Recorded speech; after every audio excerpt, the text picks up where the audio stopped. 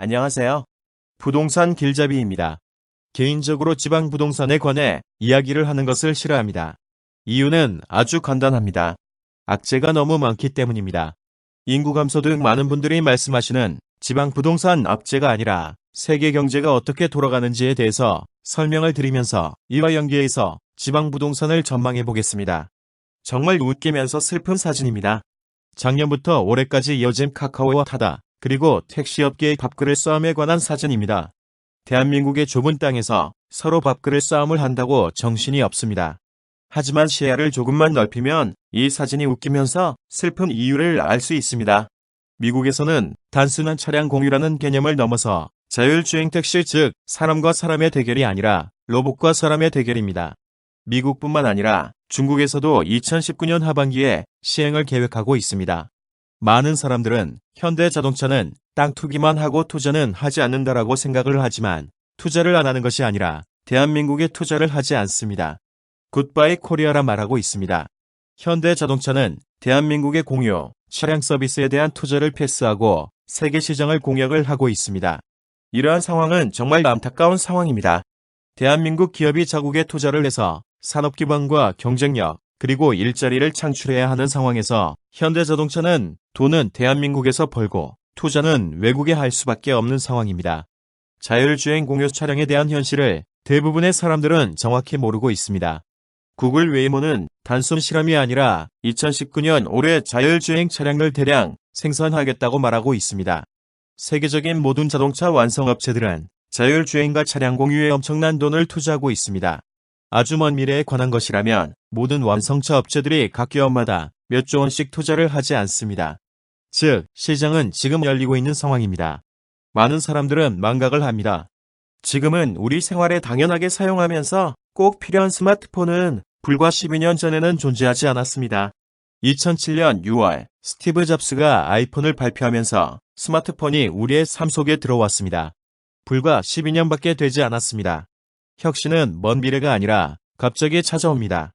개인 기사를 두는 돈 많은 부자를 제외하면 대부분의 사람들은 자율주행 차량의 매력을 느낄 것입니다.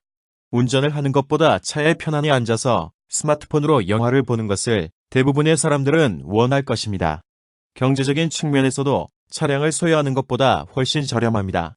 기업 입장에서는 기존의 차량 한 대를 파는 것보다 자율주행 택시 서비스를 제공했을 때 매출이 3배 이상 상승을 한다고 합니다.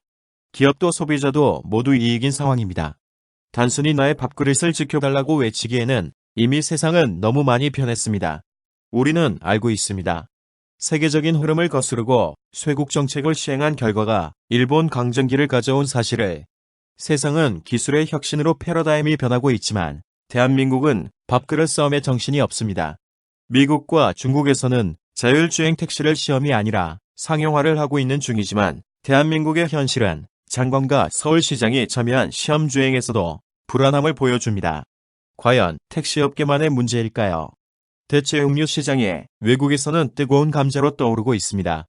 대체음료 시장이 외국에서 각광을 받는 이유는 많은 사람들이 생각하는 채식주의자들을 위한 식물성 고기의 생산이 아닙니다. 육류를 살아있는 가축에게 얻는 것이 아니라 공장에서 배양육을 만든다는 뜻입니다. 이미 배양육은 완성이 되어 있는 상황입니다. 생산 단가를 낮추는 작업이 진행 중이고 멀지 않은 미래에 우리의 식탁에서 볼 수 있을 것입니다.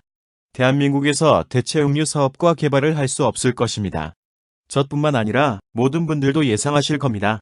공유 차량 사업에서 발생한 택시업계와 같은 행동은 무조건 반복될 것입니다. 가격과 기술력의 문제가 아닙니다. 사회 전반에서 발생하는 문제는 쉽게 해결되지 않습니다. 현대자동차는 대한민국 자동차업계에서 시장 지배자의 위치에 있습니다.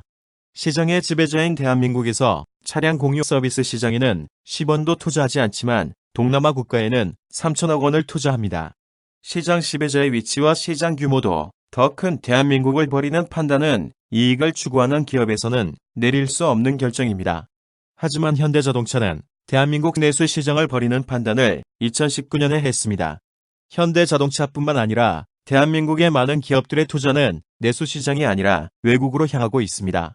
후진국이라고 생각하는 동남아 국가들도 세상이 변해가는 과정에 발을 맞추고 발전을 하고 있습니다.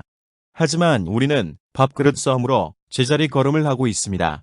지금의 한국에 처해 있는 경제 상황은 많은 분들이 알고 있을 것입니다. 미국과 중국의 무역 전쟁으로 인한 악재뿐만 아니라 사회적으로 발생하는 사건을 보면 장기적인 관점에서도 좋지 않은 상황입니다. 현대 자동차의 이러한 행보는 한국의 펀더멘탈 자체가 붕괴가 되었다고 할 수 있는 충분한 상황입니다. 충분히 장기 침체를 예상할 수 있습니다. 나라의 경제가 장기 침체를 한다고 해서 국민 개인의 재산이 감소를 하는 것은 아닙니다. 잘 판단하고 준비를 한다면 충분히 대응을 할 수 있습니다. 대한민국의 인구 감소는 확정이 되어 있는 상황입니다. 통계를 보면 아직은 시간이 남아 있습니다. 하지만 대한민국 경제의 장기 침체는 지방 부동산 폭락을 앞당기는 요소가 됩니다. 경제가 장기 침체에 접어들면 일자리 감소뿐만 아니라 일자리의 질이 나빠집니다. 일자리의 감소와 질이 나빠지면 조금이라도 상황이 좋은 서울과 수도권으로 사람들을 불러 모을 것입니다. 현재 40대, 50대 분들은 IMF 때 경험을 해보셨을 것입니다. 경제의 장기 침체는 인구 감소로 인한 지방 부동산 폭락을 앞당기는 기폭제가 될 것입니다.